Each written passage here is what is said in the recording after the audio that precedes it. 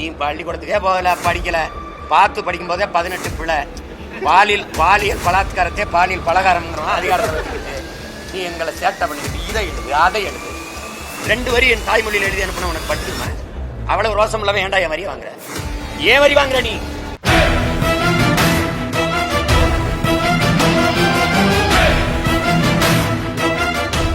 குடிகளுக்கு ஒரு துயரம்னா அது எனக்கான துயரம்னு பாக்குறவங்க சரியான தலைவராக இருக்க முடியும். அப்ப அதை குறியீடா வச்சு நீங்க அவங்க ஒரு கருத்து படத்தை போடுறாங்க. அந்த கருத்து படத்தையே தாங்கிக்க முடியல அப்படின்னா தன் நாட்டு குடிகளை வலுக்கட்டாயமா கைவிலங்கோட போட்டு 20 தடவை திருப்பி அனுப்புனதை விடவா இது ரொம்ப அசிங்கமா போயிடுச்சு? ஒரு நாட்டை ஆளுகிற தலைவருக்கு, இந்த நாட்டின் முதன்மை அமைச்சருக்கு தன் நாட்டு குடிகளுக்கு ஏற்பட்ட இழிவை விடவா இது இழிவு? அதுக்கு இந்த வலைத்தளத்தை நீங்க மூடினீங்கன்னா என்ன ஒரு சுதந்திரம்ங்கிற சொல்லுக்கு என்ன அர்த்தம் இருக்கு? பேசக்கூடாது, எழுதக்கூடாது, எந்த கருத்தும் சொல்லிடக்கூடாது, அநீதி நடந்தா எதிர்த்து போராடிடக்கூடாது. இதுக்கு எதுக்கு இந்த சுதந்திரத்தை நாங்க போராடி பெறணும்? சுதந்திரம்ங்கிற அந்த சொல்லுக்கு தான் விளக்கம் தான் என்ன? இது எல்லாம் சேர்ந்து தானே நாட்டுக்கு மக்களுக்குமான சுதந்திரம். இதுல அவமானப்படுத்திட்டாங்க அப்படின்னா உங்க நாட்டு மக்களை கைவிலங்கோடு ஆண்கள் பெண்கள் எல்லாம் திருப்பி அனுப்புனதுல உங்களுக்கு அவமானம் வரலையா? ஒரு கருத்து அவ்வளவுதானே. அதுக்காக போய் அந்த வலைத்தளத்தையே மூடுறது அவர் ஒரு புகழ்பெற்ற ஒரு உங்களுக்கு தெரியுது எவ்வளவு காலமா இருக்கிற ஒரு நிறுவனம். அதை போய் அது எனக்கு என்னமோ அந்த வலைத்தளத்தை முடக்கினது விகடனுக்கு ஏற்பட்ட அவமானமாவோ இழிவாவோ நான் கருதல. இந்த செயல் ரொம்ப இழிவா இருக்குது. அது எப்படி எடுத்துக்கிறதுனே புரியும். இதை கூட தாங்கிக்க முடியாத ஒரு தலைமை எப்படி உயர்ந்த பொறுப்புக்கு வருது? ஒரு ஏச்சு பேச்சு அவமானம் கேவலம் ஏளனம் இதையெல்லாமே தாங்க முடியாத மனப்பக்குவத்துல தான் இந்த நாட்டின் முதன்மை தலைவர்கள் நீங்க இருக்கிறீங்களா? சொல்லுங்க.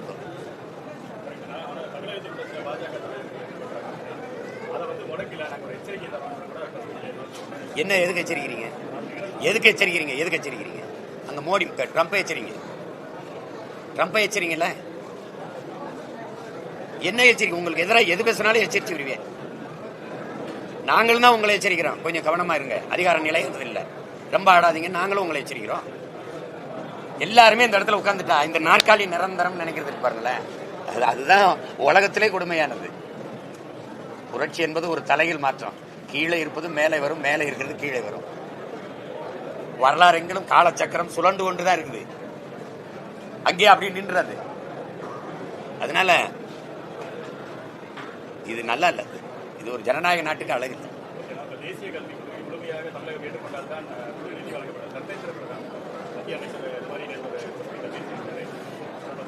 இந்த மாதிரியான செயல் தொடரும் போது தேசியம்னு ஒண்ணு இருக்குமா? தம்பி நீங்க தான் கேள்வி எழுப்பினீங்க, நான் உங்ககிட்ட தான் பதில் சொல்லணும்.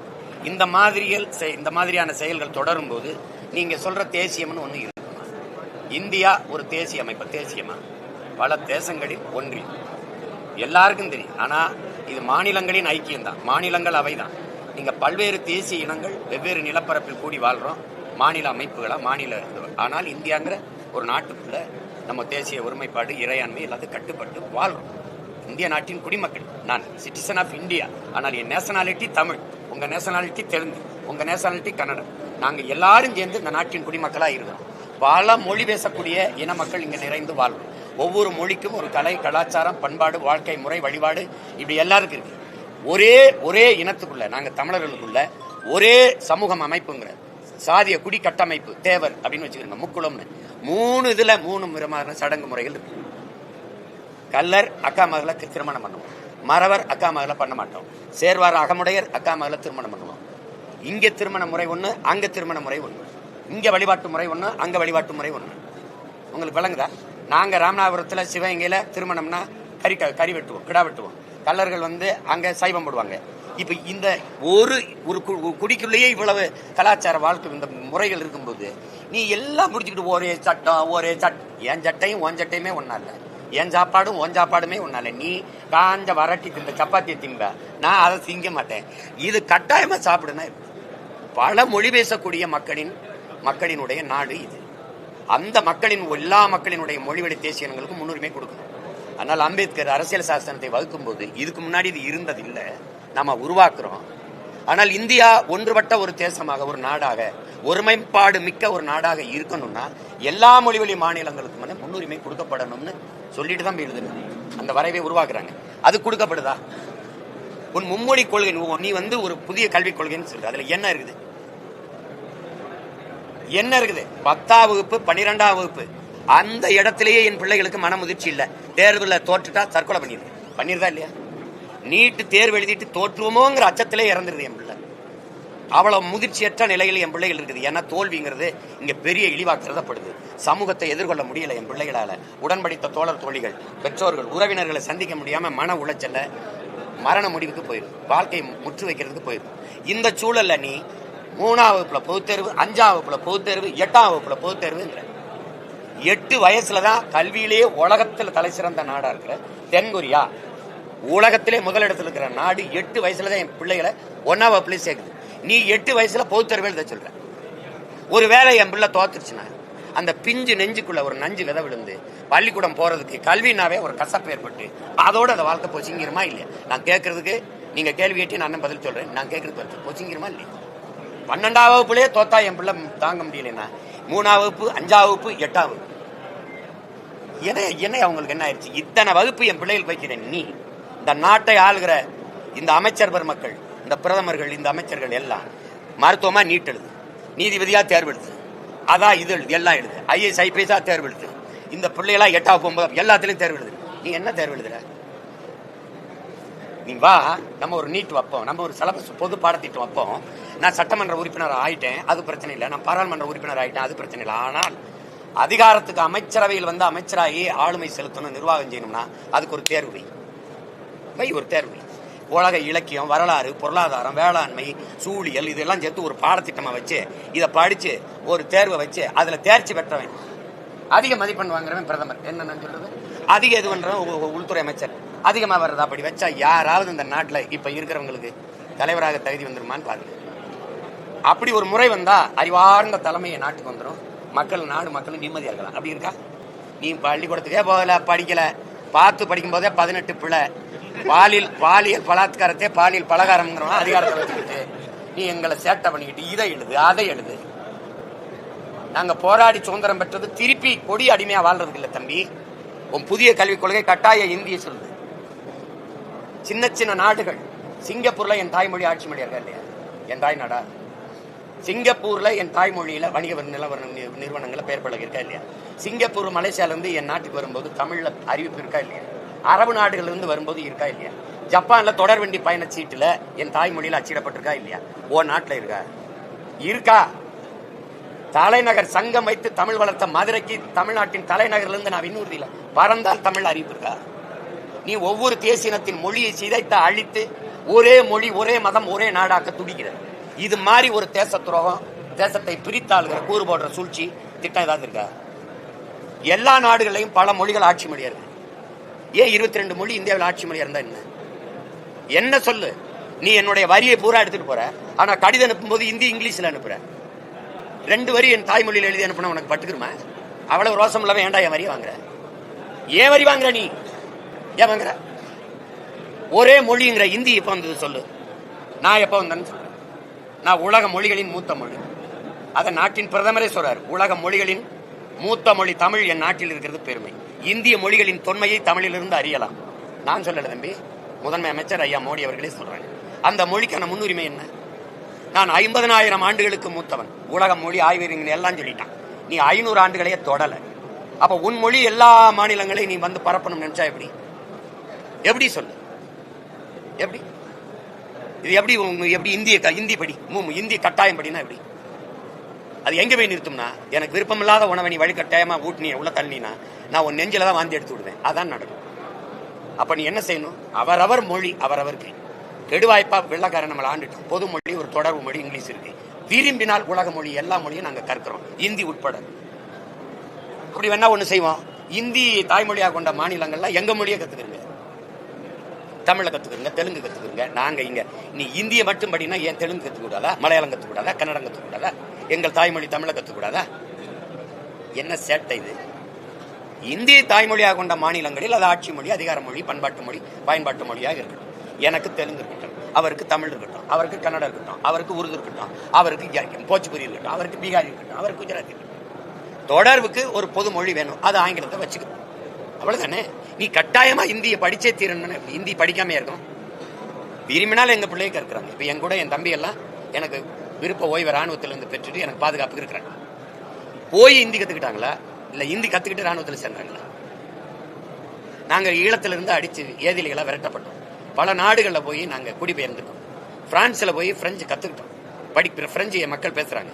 நாங்க ஈழத்தில் இருக்கும்போதே பிரெஞ்சு கத்துக்கிட்டாங்க. போனோமா போய் கத்துக்கிட்டோம். ஒரு மொழி என்பது 6 மாசம் 7 மாசத்துல கத்துக்க முடியும்.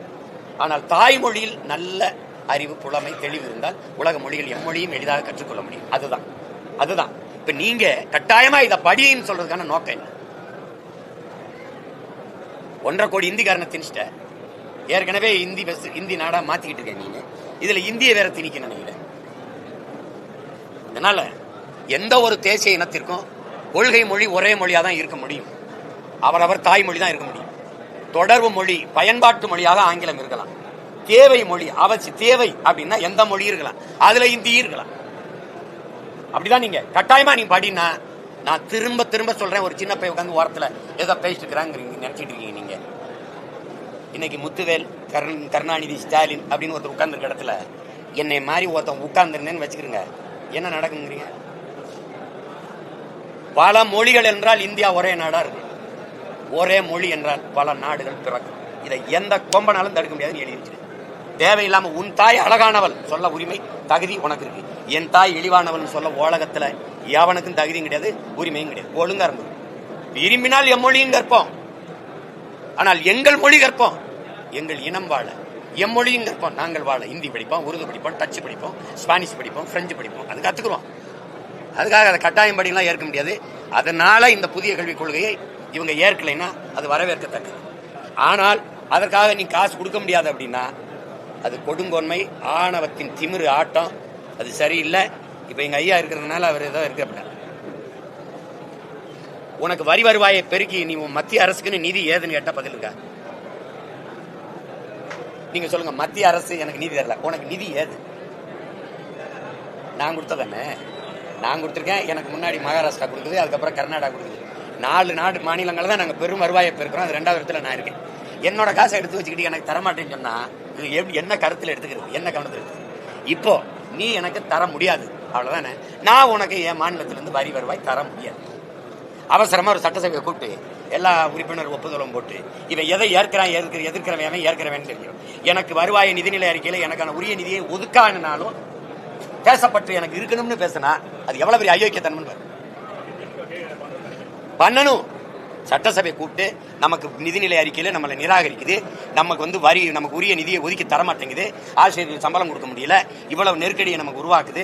அதனால நமது மாநிலத்திலிருந்து எந்த வரியும் மத்திய அரசுக்கு போகக்கூடாது, இந்த ஒன்றிய அரசுக்கு போகக்கூடாது. அது ஜிஎஸ்டி சரக்கு மற்றும் சேவை வரியும் எந்த வரியோ போகக்கூடாதுன்னு ஒரு தீர்மானத்தை போட்டு வெள்ளக்காரங்காலத்துல தான் நம்ம வரிகொடா இயக்கம் நடத்த முடியுமா?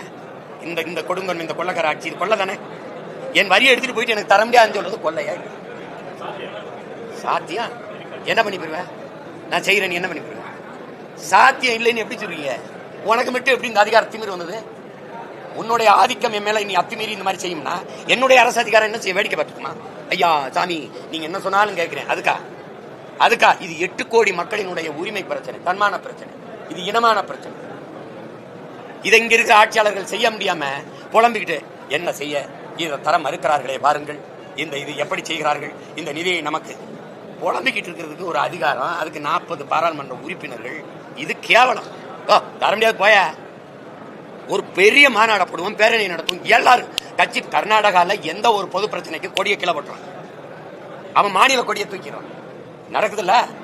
பொதுவா நிப்போம், எல்லாரும் நிப்போம். ஒரு வரி ₹1 வரி போகாது ஒன்றிய இந்திய அரசுக்கு. இல்ல, முடிஞ்சு போச்சு.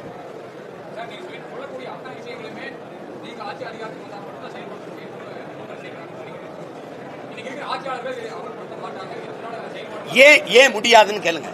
இந்த மாதிரி ஒரு தீர்மானத்தை போட்டாலே அவர் வீட்டுல காலையில அமலாக்கத்துறை, வருமான வரித்துறை எல்லாம் வந்துடும். கைபோற கரை. புரியுதுல?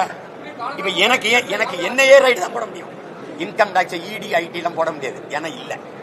என் பங்காளி வடிவேல் சொல்ற மாதிரி ஒண்ணு இல்ல. நீ துணிஞ்சு முடியாதுன்னு. எங்க தாத்தன் ஒருத்தன் படிக்காத மேத இருந்தால காமராஜர், அவன் இருக்கும் போது நீ இந்த மாதிரி வேலையை கட்டிருவியா? நீ காட்டியிருப்பீங்களா?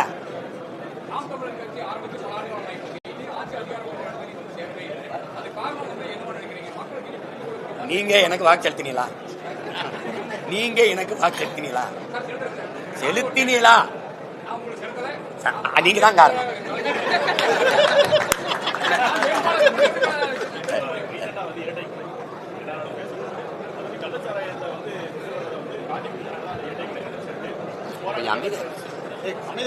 ஒரு தடவை சொன்ன பத்திரிகை அமைதியா இருக்கவங்க கூட காவல்துறை ஒரு அதுக்கு முன்னாடியே பேரண்ட் அவங்க எல்லாருமே சொந்தக்காரங்க போராட்டம் பண்ணாங்க. கொலை சம்பந்தமாக குற்றவாளியில் கைது பண்ணி நைட்டே கைது பண்ணிட்டாங்க. அடுத்த நாள் காவல்துறையில் ஒரு அறிக்கை ஸ்டேட்மெண்ட் தராங்க. முன் விரோதம்னு வருது. அது நான் நேரத்தையும் சொல்லிட்டு என்னன்னா முன் விரோதம்னு சொல்றாங்கல்ல, அதுக்கு காரணம் என்ன? அந்த கேள்வியை நீங்க தான் கேட்கணும், ஊடகவியலாளர்கள். ஆனா அதையும் நாங்களே கேட்க வேண்டியிருக்கு. முன் விரோதம், சரி முன் விரோதம் ஏற்கிறோம், அதுக்கு காரணம், அதுக்கு காரணம் இந்த கள்ளச்சாராயம் தான். அதானே உண்மை. அப்போ நீ ஒரு குற்றத்தை மறைக்க இந்த அரசு பாருங்க, குற்றத்தை அதை தடுக்கிறதுக்கு நடவடிக்கிறதுக்கு பதிலாக அந்த குற்றத்தை மறைக்கவே போறாரு. அது அண்ணா பல்கலைக்கழக பாலியல் சீண்டல்ல இருந்து இந்த என்ன சொல்றது எல்லா இடங்கள்லையுமே, இந்த திருப்பரங்குன்றத்தில் நடந்த அந்த மத பிரச்சனைகள் இருக்குல்ல, வழிபாட்டு பிரச்சனை, அதுல இருந்து எல்லா இடங்களையும் அது தலையிட்டு அது பிரச்சனை ஆமா எப்படின்னு வரதில்லை. ஒரு கோயில் வாசலை வச்சு சாராயத்தை வித்துருக்காங்க. அது அங்கே காய்ச்சல காரைக்கால இருந்து வாங்கிட்டு வந்து வச்சிருக்காங்க. படிக்கிற பிள்ளைகள் அதை தடுக்க போகும்போது கொலை செய்யற அளவுக்கு வருதுன்னா பார்த்து, இது அந்த பகுதியில் இருக்கிற காவல்துறை அதிகாரம் மற்ற அதிகாரங்களுக்கு தெரியாம இது நடக்குன்னா பல முறை சிறைக்கு போக வெளியில வர, சிறைக்கு போக வெளியில வர, மறுபடியும் விற்க, அது தொடர்ச்சியா நடக்குதுன்னா அதிகாரம் அதுக்கு உதவியா இருக்குன்னு தானே அர்த்தம். 2 பிள்ளைகளை வளர்ற பிள்ளைகளை படிச்சுட்டு இருக்க பிள்ளைகளை வெட்டி கொண்டிருக்காங்கன்னா அப்ப எவ்வளவு தூரம் அது அது அது புறையோடி போன குற்ற இதா இருக்குன்னு பாருங்க. அப்ப அந்த இழந்த பிள்ளைகள், அந்த நம்பி படிக்க வச்ச பிள்ளைகள், அந்த பெற்றோருக்கான கனவு எதிர்காலம், அவனுக்கு உரிய இழப்பீடே கொடுக்கணும், அந்த குடும்பத்துக்கு பாதுகாப்பு நிதியை கொடுக்கணும். அதுக்கப்புறம் இது மாதிரி குற்றச்செயல்கள் நடக்காம பார்க்கணும். இப்போ கள்ளக்குறிச்சி, அதுக்கு முன்னாடி மதுராந்தகத்தில் நடந்தது நீங்க பாத்தீங்க. மதுராந்தகம் தானே, இல்ல மரக்காணத்தில் நடந்தது, அதை கடந்தோம். அதுக்கப்புறம் கள்ளக்குறிச்சி நடந்தது, அதை கடந்தோம். இப்போ இங்கே மயிலாடுதுறை நடக்குது. இது தெரிய வருது, நம்ம பேசிட்டோம். ஆனா நாடங்களும் தெரியாம எத்தனை இடங்கள்ல நடந்துகிட்டு இருக்குங்கிறத நீங்க யோசிச்சு பாருங்க. வெளியில வந்தாதான் அது குற்றமா தெரியுது. ஆனால் அது மாதிரி பல குற்றங்கள் நடந்து கொண்டே இருக்கு. அப்ப இதை அரசு இதுக்கு பொறுப்பேற்று உடனடியா இந்த மாதிரி குற்றச் செயல்கள் நடக்காம தடுக்கணும். இதுல திசை திருப்பி விடுற வேலையை காவல்துறை செய்யக்கூடாது. இப்ப எல்லாத்தையும் விட பெரிய இது, இப்ப திருப்பூர்ல இந்த காங்கேயம் பகுதியில தெருநாய் வெறிநாயா மாறி வேளாண் குடிமக்கள் கால்நடை வளர்ப்புங்கிறது அவங்களுக்கு ஒரு கால்நடை வளர்ப்புங்கிறது அது சார்ந்து அவர்கள் பொருளாதாரம் கட்டமைக்கப்படுது. இங்கே வேளாண்மை சார்ந்து இப்ப அந்த கால்நடையை 40 ஆடுகள் இருக்கிற இடத்துல 26 ஆடை நாய்கள் கடிச்சு கொன்றுது அப்படின்னா மொத்தமாவே அந்த பொருளாதாரம் போயிடுது. அந்த தம்பி காட்டுறாரு, ஒரு இளம் கண்ணுக்குட்டி, அந்த திமிழோட இருக்கிற கண்ணுக்குட்டிய அது அந்த கட்டி இருந்த இடத்துல அந்த திமிழை மட்டும் கடிச்சு சிதைச்சு அந்த நாய்கள் செஞ்சிருக்கு. அப்ப இது என்ன ஆயிருதுன்னா, அது எதனால வருதுன்னா, அந்த கசாப் கடைகள்ல, கறிக்கடைகள்ல வாரத்துக்கு 2 நாள் அந்த கறிகளை போடுறது தின்னு சாப்பிட்டு அது அதிலே ருசி கண்டுட்டு திருப்பி கடையில பட்டியல அடைச்சு கிடக்கிற ஆடுகளை போய் அது தின்னுது.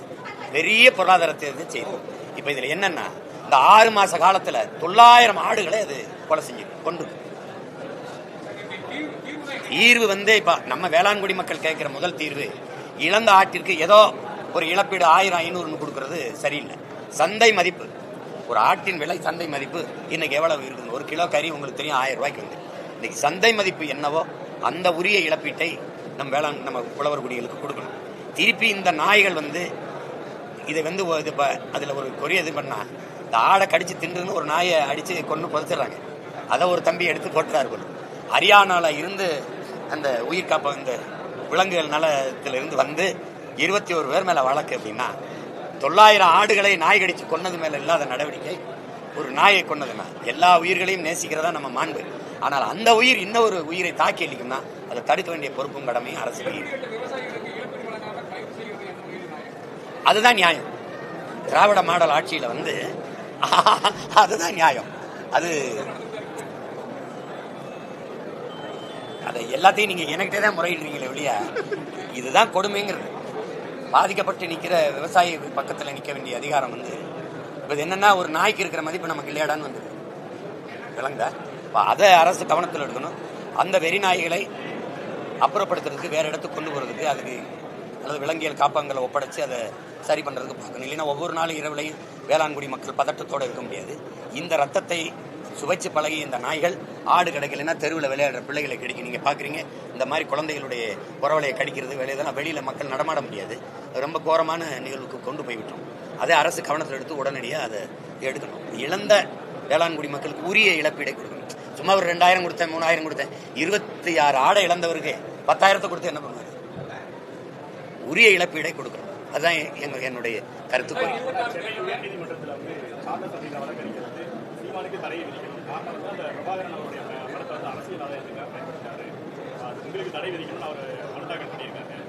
அது எப்படின்னா சில பேர் இந்த பாட்டு எழுதி புகழ் பெறுவர் ஒருவர், அதில் குற்றம் கண்டுபிடித்து புகழ் பெறுவர் ஒருவர். இப்போ நீங்கள் பேசுறீங்கல்ல, அவர் யாருன்னு உங்களுக்கு தெரியுமா? யாருன்னு தெரியுமா? தெரியும். இப்போ ஏன் அவர் பேசுறீங்கன்னா என் மேலே இப்படி வழக்க போட்டதுனால ஒரு கவனத்தை இழுத்து நானும் ஒரு ஆளுன்னு காட்டிக்கிறேன். இது ஒரு நோய் சமூகத்தில், இது ஒரு நோய். சீமானை திட்டுவது, சீமானை பற்றி பேசினா 4 பேர் கவனிக்கிறான், 4 பேர் பேசுகிறான். இப்போ பல பேருக்கு படி இழக்கிற மகராசாவே நான் தான். அவனை சிவனை ஓதுறானோ இல்லையோ சீமானை ஓதிட்டு தான் படிக்கும். நமச்சிவாய வாழ்கன்னு சொல்றானோ இல்லையோ சீமான் நாசமா போகன்னு சொல்லி தான் படிக்கும். இது ஒரு கூட்டம் இருக்கு. அதில் இது ஒரு நோய், இது ஒரு கூட்டம், ஒரு பைத்தியக்காரத்தனம். அதெல்லாம் வழக்குன்னா வழக்கா எதிர்கொள்ளும்.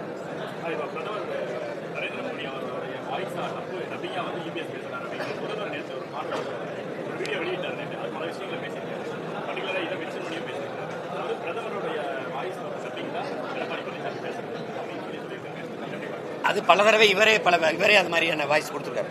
அதுக்கு முன்னாடி இவர் தான் அதுக்கு டப்பிங் ஆர்டிஸ்டா இருந்திருக்காரு. பாபர் மசூதி இடிப்பு தீர்ப்பு வரும்போது வழக்குல RSSின் தலைவர் என்ன அறிக்கை கொடுத்தாரோ அதுல ஒரு வரி எடுத்து கூட மாறாம அதே அறிக்கையை வரும். உங்களுக்கு புரியுதுன்னு நினைக்கிறேன். மோகன் பாகவத் என்ன கொடுத்தாரோ அதே அறிக்கையை ஐயா ஸ்டாலின் அவர்களும் கொடுத்துருக்காங்க. ஐயா ஸ்டாலின் அப்பா ஸ்டாலினும் கொடுத்துருக்காங்க. இப்ப அந்த மாதிரி பலமுறை இவங்க அவர்களுடைய என்ன சொல்றது குரல் கலைஞர்களா இருந்து குரல் கொடுத்துருக்காங்க. அதனாலதான் இப்ப நீங்க ஒட்டு மொத்தமா இப்ப இவர் இப்படி சொல்லியிருக்காரு, அவர் அப்படி சொல்லியிருக்காரு அப்படின்னு இருக்குல்ல, அதனாலதான் மொத்தமா இந்த கூட்டத்தை ஒழிக்கணும்னு நினைக்கிற காரணம் அதுதான்.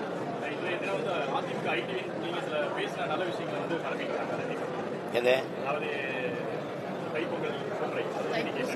அது நான் உண்மையிலே அவங்க என்ன பரப்புறது, நான் தான் உலகம் முறை கொண்டு போய் சேர்த்துட்டேனே. உண்மையிலேயே அந்த தைப்பூசத்துக்கு எங்கள் இறை தமிழ் இறை உங்களுக்கு தெரியும். எத்தனை ஆயிரம் ஆண்டுகளுக்கு மூத்த ஒரு இனம் நாங்க. எங்களுக்கான இறை எதுன்னு தெரியும். நீங்க விநாயகர் சதுர்த்திக்கு இருந்தது, குருநானக்கு இருந்தது, மகாவீர் ஜெயந்தி கூட இருந்தது, ஆயுத பூஜை சரஸ்வதி பூஜைக்கெல்லாம் பொது விடுமுறை இருந்தது. ஓணம் இந்த மாதிரி தெலுங்கு வருடப்பிறப்பு கன்னட வருடப்பிறப்புகளாக இருக்கு. எங்களுடைய தமிழ் வருடப்பிறப்புக்கு மற்ற மாநிலங்களில் விடுமுறை இருக்குதான்னு நீங்க என்னைக்காவது கேட்டிருக்கீங்களா?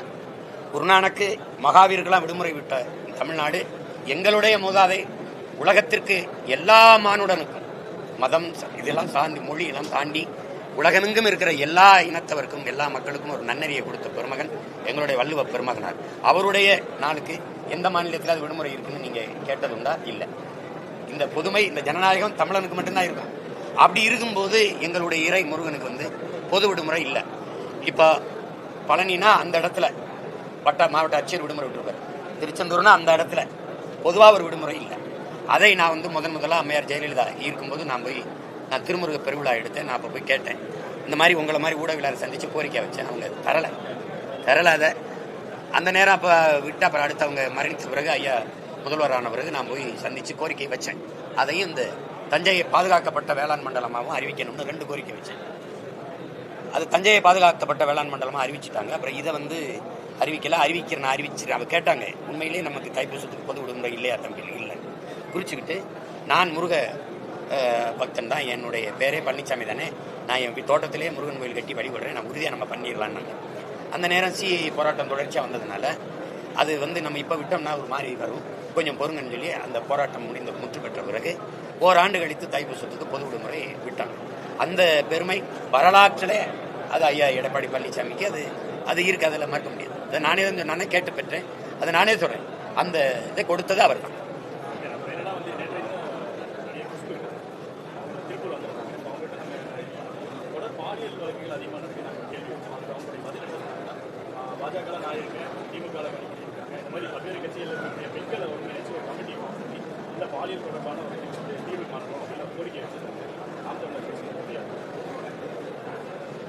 அது வைக்கலாம், அது வைக்க பாதிப்புக்கு ஆளான பிறகு நம்ம அதை எடுத்து பேச முடியுமே ஒழிய தடுக்கணும்னா கடும் சட்டம் தான். இப்போ நம்ம நிலம் வந்து நம்ம உளமாற ஒத்துக்கணும், போதை களமா மாறிடுச்சு, நிறைந்த போதை நிறைந்த ஒரு நிலமா மாறிடுச்சு. அது திரவ வடிவத்தில் மட்டும் இல்லை, அது மாத்திரைகள், அது அஞ்சல் தலை போல, அது கஞ்சா, அவின், கொக்கைன், வாய்க்கு வராத மெத்தப்பட்டமைன் அப்படின்லாம் ஏகப்பட்ட பேர் சொல்றாங்க. அந்த மாதிரி வந்து அது பள்ளிக்கூடங்கள், கல்லூரி வளாகங்கள், வழிபாட்டு தலங்கள் எல்லாம் அது விற்பனை கூடமாக அதை மாத்திட்டாங்க. இப்போ இந்த இடத்துல கடும் நடவடிக்கை எடுத்து இதை ஒழிக்காம இந்த குற்றச்செயலில் ஈடுபடுகிறவனுக்கு ஒரு சிறை 90 நாள்ல பிணை அப்படிங்கும்போது அந்த குற்றம் தொடரும். கடும் சட்டம் அப்படி வராத வரை இது ஒழியாது. உங்களுக்கு புரியுது? நீங்க அமைப்பு போடலாம், அமைப்பு போட்டா பாதிக்கப்பட்ட பெண்களுக்காக பேசலாம். பெண்கள் போய் இந்த அமைப்பு போய் எப்படி தடுக்கும்? குற்றம் நிகழ்ந்த பிறகுதான் பேச முடியும். நிகழ்வை எப்படி தடுக்கும்? அது கடும் சட்டம். எப்படின்னா மரணமயம் ஒன்றுதான் மனிதனை ஒழுங்குக்கு கொண்டு வருது உங்களுக்கு. அப்ப அது வேற வழி கிடையாது, அதை தவிர வேற வழி கிடையாது.